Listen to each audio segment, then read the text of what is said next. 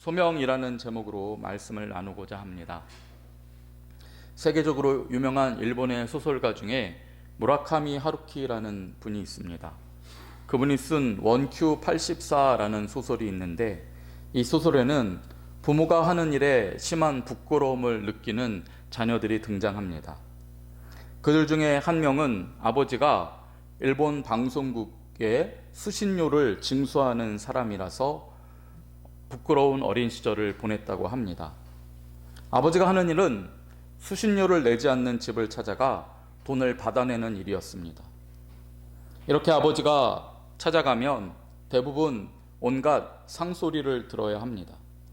사람들은 내가 그 방송을 보지도 않는데 무슨 돈을 내냐며 거짓 취급을 하고 욕을 합니다. 그런 것을 보는 아들의 입장에서 아버지가 부끄러웠고 여러 가지로 마음에 고통을 받습니다. 더구나 아버지가 찾아가야만 하는 집 중에는 아들과 같은 반 친구의 집도 있습니다. 그래서 친구들이 흉을 보고 놀립니다. 이로 인해서 수치심 가운데 힘든 어린 시절을 보냅니다. 또 한 소녀가 나옵니다. 그 소녀의 부모는 자신들이 믿는 종교를 전하러 돌아다니는 사람이었습니다. 어린 딸을 데리고 집집마다 문을 두드리며 그들의 그 홍보를 하는 인쇄물을 나눠줬는데, 이것이 어린 딸에게 상처가 되었습니다. 이 소설의 경우에도 나오지만은 부모의 직업이 자녀들에게 상당히 중요한 영향을 미칩니다. 부모가 사람들에게 대우받지 못하는 직업에 종사한다면 대부분의 자녀들은 고민하게 되고 힘든 시간을 보내게 됩니다. 물론 그 부모님이 의사라든지 전문 직종이라든지 대기업에 다닌다면 이야기는 좀 달라질 것입니다. 그런 자녀는 고민을 하기보다는 은근히 자기 부모를 자랑하려고 할 것입니다. 하지만 대부분의 사람들은 이렇게 남들이 부러워하는 직업을 가지고 살지는 않기 때문에 대부분의 자녀들은 따라서 크건 작건 부모가 하는 일 때문에 고민하는 시간들이 있습니다. 부모의 직업이 곧 자신에게 줄 수 있는 것들의 한계를 결정하고 때로는 미래의 방향을 결정하기도 하기 때문입니다. 소설에 나오는 이 어린아이들은 나중에 부모가 하는 그 일 때문에 부끄러움을 견디지 못하고 결국 행복한 삶을 살지 못하게 되는 것으로 작가가 그리고 있습니다. 이와 비슷한 고민을 오늘 성경을 통해서 보게 됩니다. 비슷한 고민을 이 목회자 디모데도 하고 있습니다. 그의 고민은 영적 아버지 바울 때문입니다. 디모데를 육신의 아들보다 더 사랑하는 사람이 바울입니다. 그렇기 때문에 디모데도 바울이 자신을 사랑하고 있다는 것을 압니다. 디모데도 바울에게 많은 영향을 받았습니다. 그래서 바울처럼 목회자가 되기까지 했습니다. 하지만 얼마 전부터 디모데는 영적인 아버지 바울 때문에 부끄러웠고 바울 때문에 고민하는 날들이 많아졌습니다. 디모데는 예수를 믿더라도 세상에서 손가락질 받지 않고 예수 믿고 싶어 했습니다. 핍박도 받지 않고 고상하고 우아하다는 소리를 들으며 신앙생활하고 싶어 했습니다. 그런 목회를 하기 원했습니다. 그러나 바울은 디모데가 원하는 방향대로 신앙생활하지 않았고 또 하나님의 일을 그렇게 하지도 않았기 때문에 디모데는 고민하기 시작한 것입니다. 디모데가 목회하는 교회는 에베소라는 도시에 있는 교회였습니다. 이 도시는 지금으로 말하면 미국의 뉴욕과 같은 도시였고 서울의 강남 같은 도시였습니다. 세련된 사람들이 가득했고 배운 사람, 가진 사람이 많았습니다. 학자들은 이 에베소라는 도시가 오늘날 이탈리아의 밀라노나 프랑스의 파리와 같은 도시였을 것이라고 추측합니다. 이런 곳에 세워진 교회였기 때문에 주변 사람들이 다 우아함을 추구하고 세련됨을 추구하고 있습니다.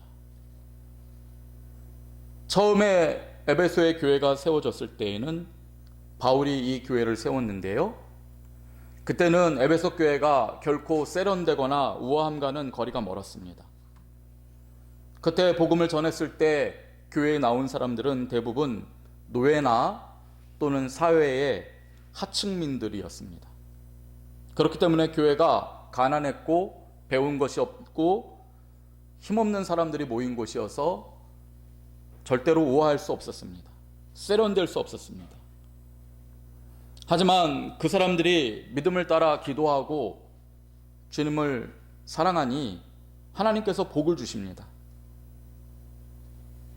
삶이 점점 나아집니다. 그래서 초창기 신앙인들의 자녀들은 더 이상 노예나 하층민으로 살지 않게 됩니다. 배운 사람들이 됩니다. 가진 사람들이 됩니다. 또 교회로 들어오는 사람들도 점점 노예나 하층민들도 물론 섞여 있겠지만은 배운 사람, 가진 사람, 우아하고 세련된 사람도 예수 믿겠다고 오기 시작합니다. 그러다 보니 모태신앙 이 디모데는 바울처럼 목회하는 것이 영 따분하게 느껴지고 초라하게 생각된 것입니다. 바울 사도는 그 많은 학식을 가지고도 예수를 전할 때는 너무나 당당하게 그리고 간단하게 전합니다. 쉽게 말해 예수 천당, 불신 지옥이라는 것입니다. 예수를 믿으면 영원한 하나님 나라지만 믿지 않으면 영원한 지옥이 있다. 바울이 자랑하는 것은 예수 그리스도의 십자가였습니다. 당시의 십자가는 모든 사람들이 부끄러워하는 형벌의 도구였습니다. 그런데 그 십자가에 달려 죽은 나사렛 예수를 바울은 그 누구보다도 자랑한다. 다른 말은 하지 않습니다.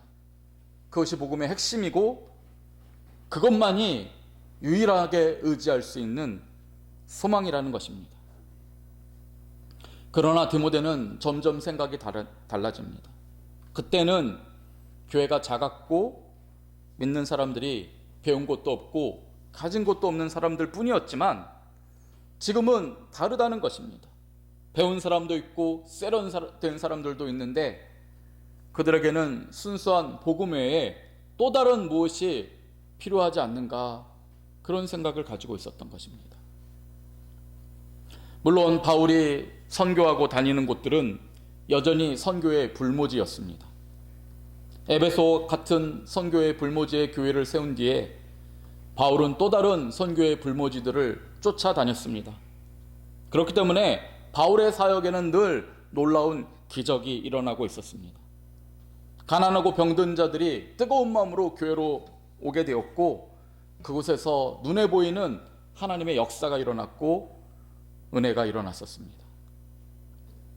하지만 에베소 교회는 상황이 달라졌다는 것입니다. 가난하고 힘든 시절은 끝났고 이제는 세련된 도시에 세워진 교회답게 뭔가 복음 외에 다른 것도 추구해야 될 것 같은 그런 압박감을 디모데가 가지고 있었던 것입니다. 그러던 중에 바울이 로마에 갔다가 거기서 복음을 전하다가 결국에는 체포되어 감옥에 있다는 소식을 듣게 된 것입니다. 사도행전을 우리가 새벽에 보아서 아시겠지만은 바울은 이 로마로 가기 전에 많은 사람들로부터 로마만큼은 가지 말라는 그런 말을 들었습니다. 바울과 함께 동역하는 사람들은 기도 중에 환상을 보았는데 그 환상 속에서 바울이 로마에 갔다가 온몸이 꽁꽁 묶여 체포되는 장면들을 환상 속에서 보았습니다. 그렇기 때문에 동료들은 로마에는 가지 말라. 거기는 핍박만 있고 당신은 체포될 것이라는 말을 여러 차례 해왔습니다. 하지만 바울은 로마로 가는 자신의 결정을 바꾸지 않았습니다. 로마에서 황제가 재판하는 법정에 서서 그 황제 앞에서 예수 그리스도를 전하는 것이 주님이 주신 사명이라고 믿었기 때문입니다. 비록 그 일로 순교할 수도 있습니다. 모진 매를 맞고 핍박을 당할 수도 있습니다. 하지만 로마의 황제에게 복음을 전할 수만 있다면, 그 일이 기초가 되어서 로마가 복음화될 수만 있다면 자신의 목숨이 전혀 아깝지 않았던 것입니다. 그렇기 때문에 바울은 뻔히 알면서도 로마로 복음을 전하러 갔고, 환상 속에 나타난 것처럼 결국에는 체포되어서 감옥에 들어간 것입니다.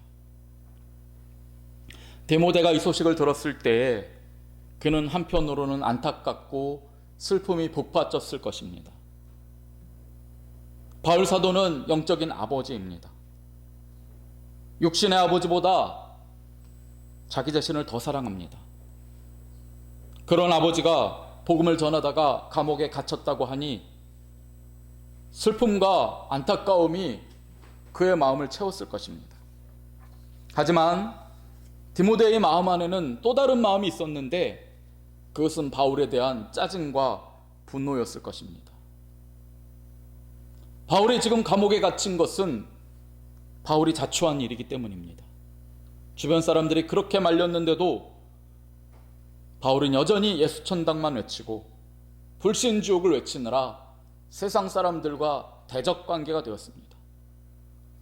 그럼에도 뻔히 알면서도 불구덩이 같은 로마로 들어가 버린 것입니다. 안타깝지만 바울에게 디모데는 하고 싶은 말이 있었을 것입니다. 왜 그렇게밖에는 할 수 없습니까? 예수님을 좀 우아하고 세련되게 믿으면 안 됩니까? 왜 사람들이 예수천당 불신족 할 때 당혹감을 감추지 못하는 것을 뻔히 보면서도 여전히 예수천당 불신지옥을 외치고 여전히 사람들이 끔찍히 여기는 십자가의 예수만을 자랑하는 것입니까? 그런 내용은 그들이 예수 믿은 다음에 전해주면 되지 않겠습니까?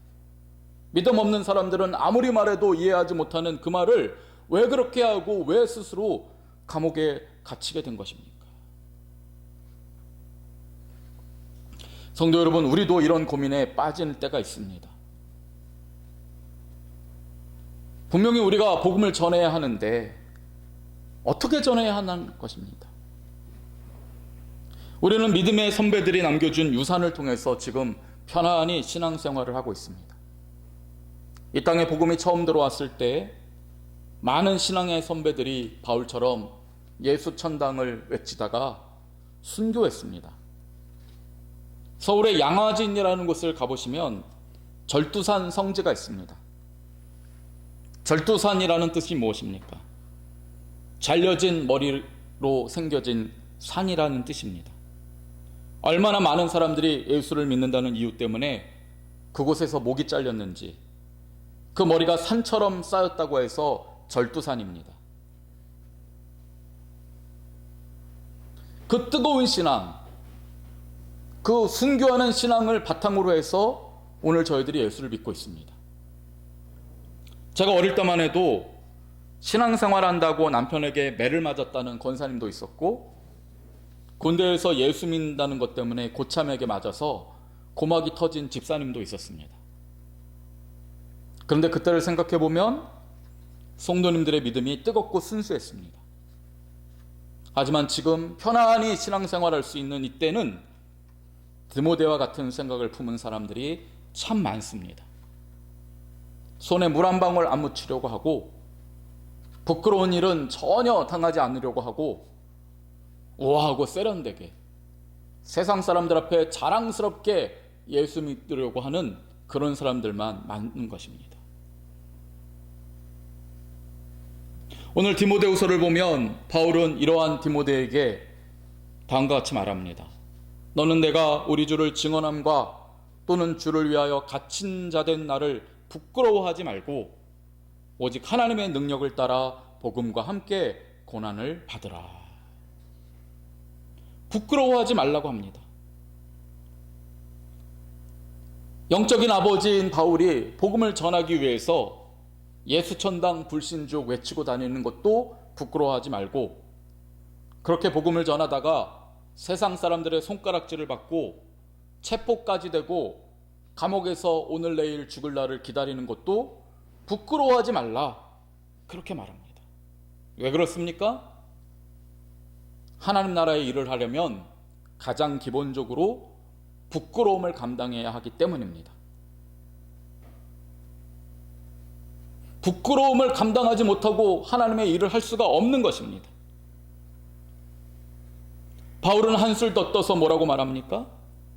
내가 복음을 전하다가 감옥에 들어간 것처럼 너도 복음과 함께 고난을 받으라는 것입니다.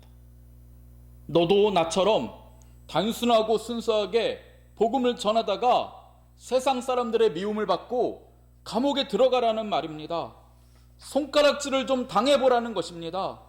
부끄러운 일을 예수를 전하기 위해서 당해보라는 말인 것입니다. 마치 바울은 이 일이 무척 자랑스러운 일이고 아주 의미 있는 일인 것처럼, 권장할 만한 일인 것처럼 디모데에게 자신 있게 말합니다. 복음을 전하다가 감옥에 갇히는 일이 있더라도 그 일은 내가 가장 사랑하는 영적인 아들 디모데에게도 권장할 만큼 의미 있고 복된 일이라는 것입니다.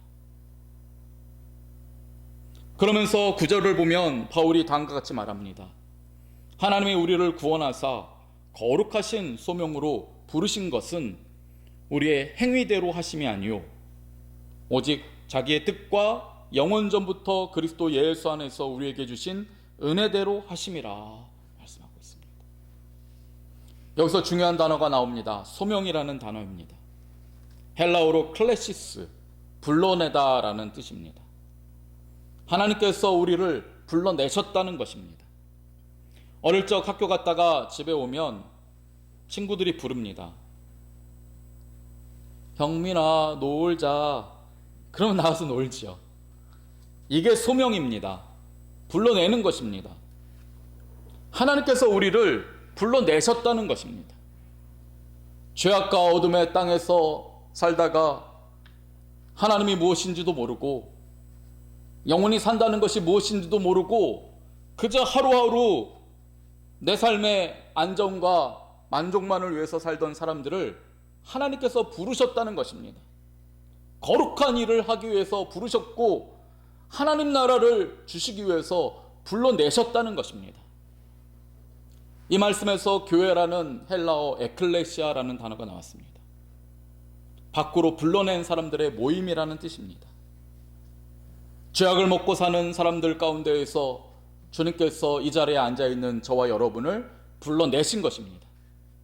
그래서 영원한 생명을 주시려고 기꺼이 믿음의 길을 걸어가라고 주께서 소명을 주신 것입니다. 주님과 함께 영원한 생명을 얻기 위해서 이 세상에서 부끄러운 일을 감내하고 주님을 증거하고 주님 나라의 일을 해보라고 주님께서 소명을 주신 것입니다. 마태복음 20장을 보면 예수님이 말씀하신 포도원 비유가 나옵니다. 큰 포도원을 가진 주인이 있었습니다. 그는 포도밭에서 일할 일꾼들을 뽑기 위하여서 몸소 아침 이른 새벽에 인력시장에 나갑니다. 거기서 한 데나리온을 주기로 하고 일꾼들을 불러서 포도원에 들여보냈습니다. 그런데 주인은 그 인력시장에 남아있었던 사람들이 눈에 밟혀서 손에 일이 잡히지 않습니다. 이미 일꾼들은 다 뽑았습니다. 충분합니다. 하지만 일자리를 얻지 못하고 하루를 먹을 만한 품삯을 받지 못하는 사람들이 아직 인력시장에 남아 있습니다. 그렇기 때문에 포도원 주인은 다시 인력시장에 나가서 일꾼들을 불렀습니다. 성경을 보면 5번이나 그 인력시장에 나가서 사람들을 고용해서 자기 포도원으로 들여보냅니다. 분명히 처음 고른 일꾼들은 어깨도 떡 벌어지고 두목 세목할 수 있는 그런 사람들이었을 것입니다. 하지만 2번째부터 5번째까지 그 주인이 부른 일꾼들은 일하기에는 뭔가 부족했기 때문에 남아있는 사람들이었을 것입니다. 체력도 부족하고 어딘가 모자라고 일머리가 없는 사람들, 그런 사람들이 인력시장에 남아있었을 것입니다. 그러나 주인은 그들까지 불렀다는 것입니다. 성도 여러분, 이 자리에 우리가 예수 믿고 나와 있는 것은 이와 같은 것입니다. 우리는 하나님의 나라를 위해서 어떠한 능력도 없는 부족한 자들입니다. 이방인이었습니다. 하나님이 부르시지 않았다면 우리는 진리가 무엇인지도 알지 못하고 천국이라는 것이 무엇인지도 제대로 알지 못하고 그저 이 세상의 헛된 소망만 붙잡고 살다가 영원한 지옥으로 꺼져 들어갈 존재였습니다. 아무것도 아닌 우리를 주님께서 불러내셨습니다.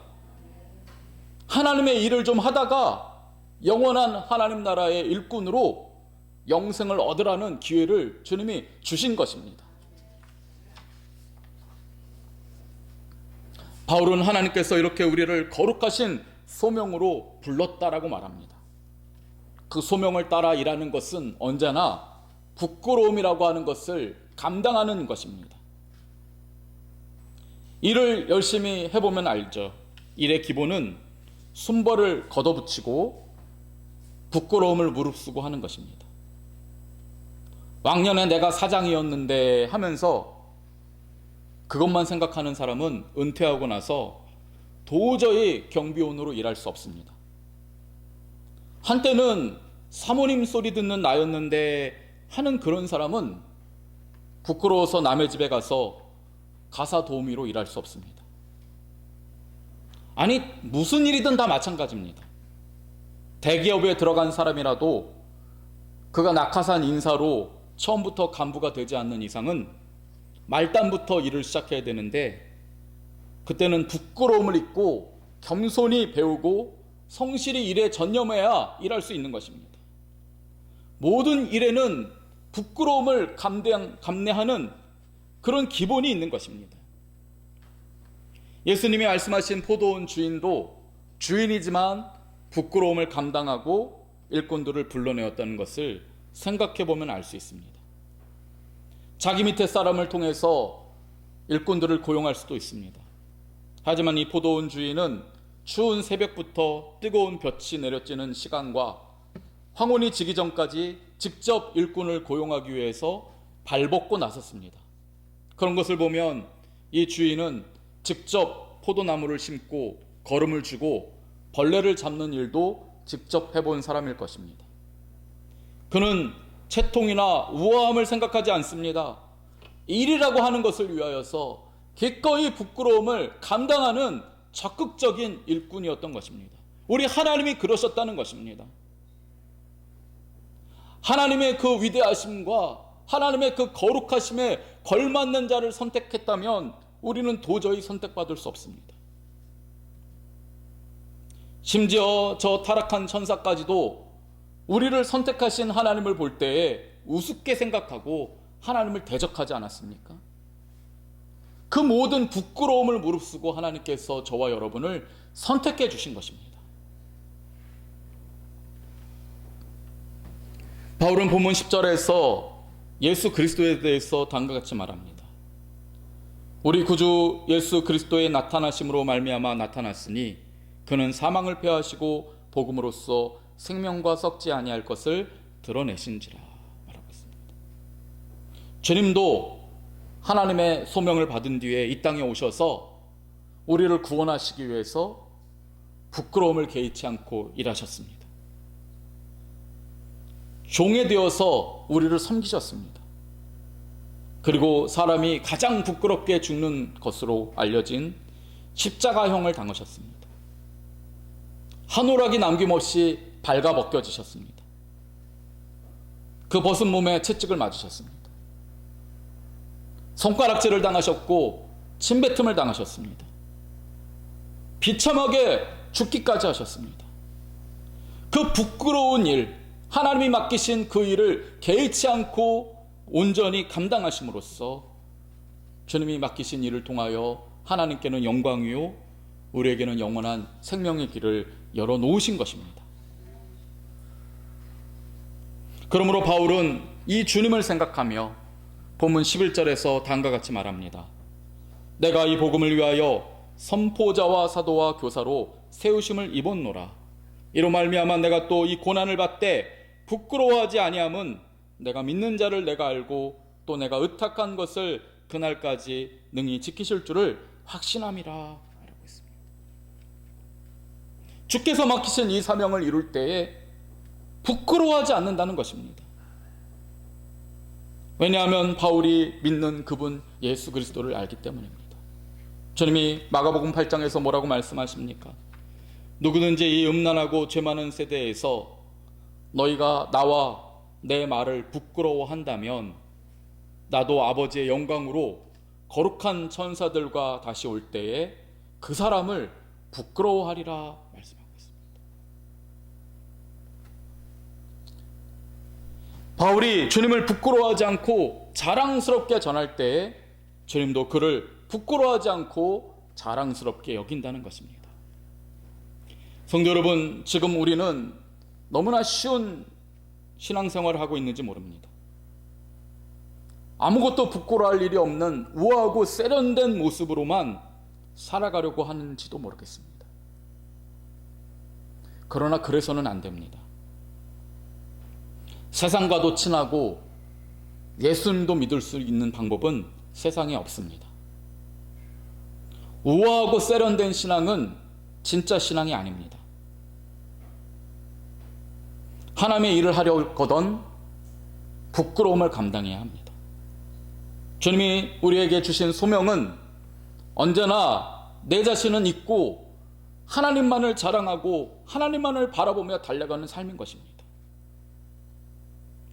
방송국에서 파견된 수신료를 거두러 돌아다니는 그 아버지를 부끄러워한 아들은 결국에 인생을 망치게 되었습니다. 부모를 부끄러워하는 자식은 비뚤어지게 되어 있습니다. 하지만 그 부모가 무엇이든 기꺼이 자랑하고 사랑하는 자식은 결국 복을 받아서 부모의 자랑이 됩니다. 세상에서도 이렇다면 하나님 나라의 법칙도 마찬가지입니다. 주님은 우리를 위하여 부끄러움을 개의치 하시고 우리를 구원해 내셨습니다. 바울도 부끄러움을 개의치 않고 감옥에 갇히는 때까지 하나님의 나라에 일을 했습니다. 이제 우리 차례입니다.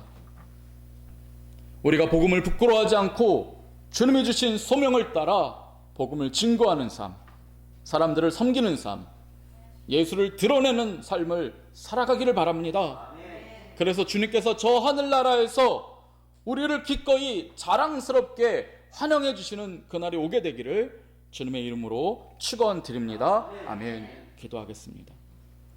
하나님, 저 죽음의 늪에서 영원한 멸망을 기다리던 우리들을 주께서 불러내어 주셔서 성도가 되게 하여 주시고 주님 나라의 일꾼이 되게 하여 주신 것을 감사합니다. 우리가 세련되고 우아하게 인생을 살려고 헛된 목적으로 살아가지 않게 하여 주시고 바울처럼 예수님처럼 신앙의 선배들처럼 부끄러움 가운데 주님을 증거하고 주님 나라를 위하여 헌신하게 하여 주옵소서.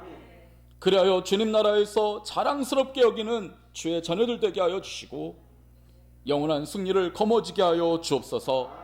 감사드리며 예수님 이름으로 기도드립니다. 아멘.